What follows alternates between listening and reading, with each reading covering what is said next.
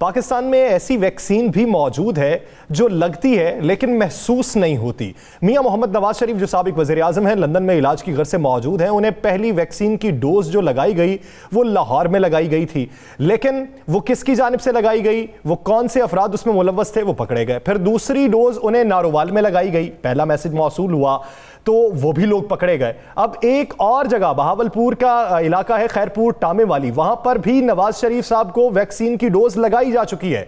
तो ये 3 बार उन्हें डोज लग चुकी है। इनके पीछे अनासिर कौन से हैं जो अभी तक बेनकाब नहीं हो रहे? कौन सा नेटवर्क है जो हर जगह नवाज शरीफ साहब को डोज लगाने पर बज़िद है? कौन सी उन पर पाबंदियां लग चुकी हैं कि वो डोज के बगैर वो पाबंदियां हटाई नहीं जा सकती? राना साहब की तरफ बढ़ते हैं। राना साहब, ये आए दिन हर 3-4 दिन बाद नवाज शरीफ साहब को डोज लगने का मामला असल में है क्या? यार एक चीज़ गौर करें, सिर्फ एक चीज़ गौर करें, ये जाली तरीके से वैक्सीनेशन का ये अंदराज करवाना, ये सिर्फ मियां नवाज शरीफ के नाम से क्यों हो रहा है?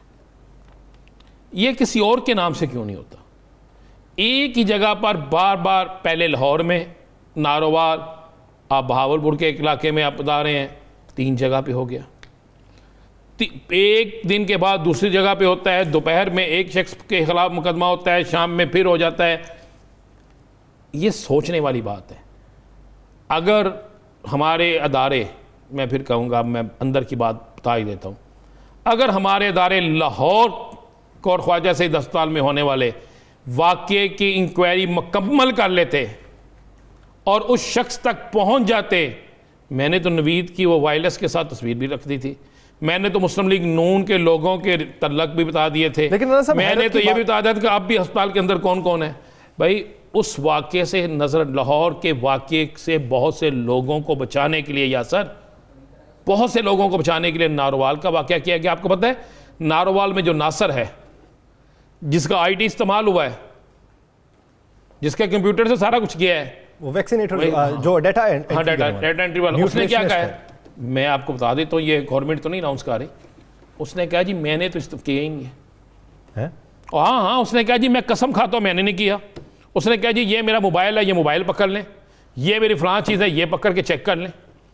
सर पकड़ के बैठे हुए हैं वहाँ पे। वो 24 घंटे फाल नहीं है वो?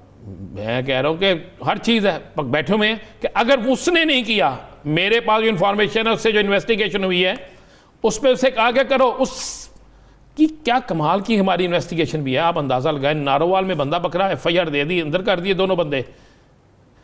उसके बाद एक एप्लीकेशन दे दी है FIA को, साइबर क्राइम को, वो भाई गुजरांवाला में देने के बजाय लाहौर में दे दी है।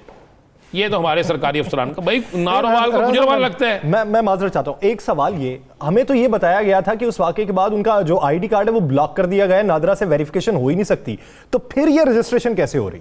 मैं तो वही कह रहा हूँ कि क्यों नहीं असल शख्स के पास जा रहे? असल शख्स को पहले ही वाक़े के बाद क्यों नहीं गिरफ्तार किया गया? क्या जब ताने बाने, हर मुस्लिम लीग नून का रहनुमा कह रहा है कि नून लीग की फला लोगों से ताने बाने मिलते हैं, तो किसी का FIR में, साइबर क्राइम की इन्वेस्टिगेशन में किसी जगह नाम आया?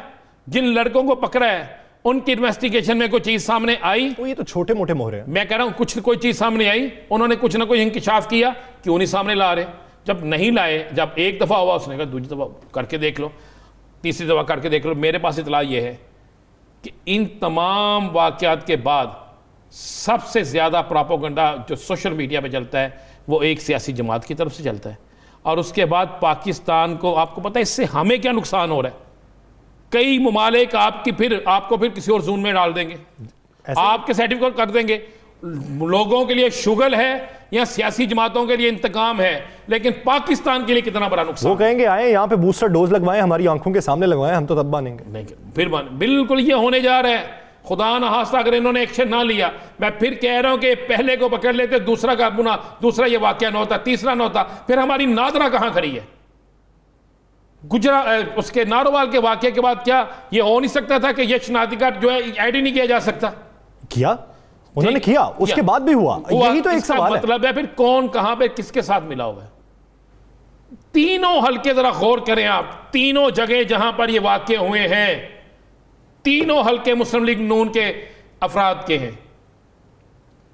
तीनों जगहों पर मुस्लिम लीग नून के अहम तरीन रहनुमा जीते हुए हैं। अब आप किस तरफ, मैं मुझसे क्या पूछना, ये तो बज़ाहिर वही बात होगी ना, जहां पे हाथ पड़ता है वहीं पे ही काम करवाएंगे ना, और क्या इधर तीनों जगहों पे मुस्लिम लीग नून के अहम तरीन रहनुमा जीते हुए हैं।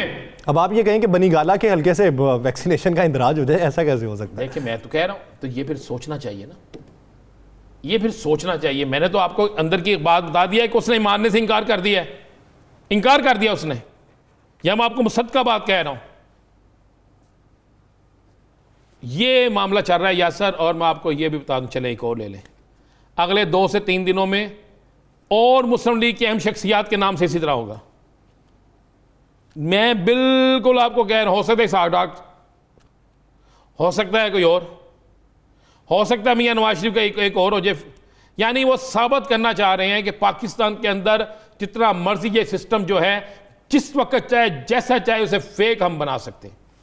ये असल मामला ये है, क्योंकि नवाज शरीफ डिस्कस होता है, मियां नवाज सब डिस्कस होते हैं, तो मियां नवाज सब का आईडी इस्तेमाल हो जाता है, उसका आईडी कार्ड इस्तेमाल हो जाता है। ये हो रहा है। नाज़रीन सोचिए कि जिस मुल्क के अंदर आप दूसरे ममालिक से वैक्सीनेशन की डोज मंगवा रहे हैं और करोड़ों रुपए अदा किए जा रहे हैं, अरबों की लागत इस पे आ चुकी है, कई ममालिक को आपने अभी अदायगी करनी है, आप मुल्क को कोरोना से पाक करना चाहते हैं, हर शहरी को, वहां पर जाली वैक्सीनेशन कार्ड आप बनवा कर हुकूमत को भी धोखा दे रहे हैं, पूरे के पूरे मैकेनिज्म को भी खराब करने की कोशिश कर रहे हैं, और अगर उसमें सियासत को भी इन्वॉल्व किया जा रहा है तो यह बहुत बड़ा हंगामा बर्पा हो सकता है। उसकी तरफ अभी तक किसी की निगाह नहीं गई है। नाज़रीन अब हम बात करेंगे बलूचिस्तान की सूरत हाल के हवाले से जो गंभीर होती जा रही है। हुक्मरान जमात बीएपी को अपने ही नाराज अराकीन का सामना है, और नाराज अराकीन को मनाने के लिए चेयरमैन सेनेट सादिक संजरानी भी मुतहर्रिक हुए, लेकिन नतीजा सिफर रहा। जाम कमाल साहब ये कहते हैं कि अपनों के तहफ़्फ़ुज़ात तो हैं, लेकिन कुछ लोगों को यह खार भी है कि बलूचिस्तान तरक्की की राहों पर गामजन क्यों है। मैं बतौर पार्टी सदर तो मुस्ताफी हो रहा हूं, लेकिन बतौर पार्टी कारकुन हमेशा बीएपी के लिए खिदमात सरंजाम देता रहूंगा। तो वहां पर तहफ़्फ़ुज़ात हैं क्या, और जो 1 साल की मोहलत देने की खबरें गर्दिश कर रही हैं उसमें कितनी हकीकत है? इसी बारे में बात करने के लिए हमें ज्वाइन किया है बलूचिस्तान हुकूमत लियाकत शाहवानी साहब ने, और साबिक सूबाई वज़ीर खुराक सरदार अब्दुर्रहमान खेतरान साहब हमारे साथ मौजूद हैं। बहुत शुक्रिया आप दोनों हजरात का इस हवाले से अपना वक्त देने के लिए। सरदार साहब सबसे पहले आपकी जानिब आऊंगा।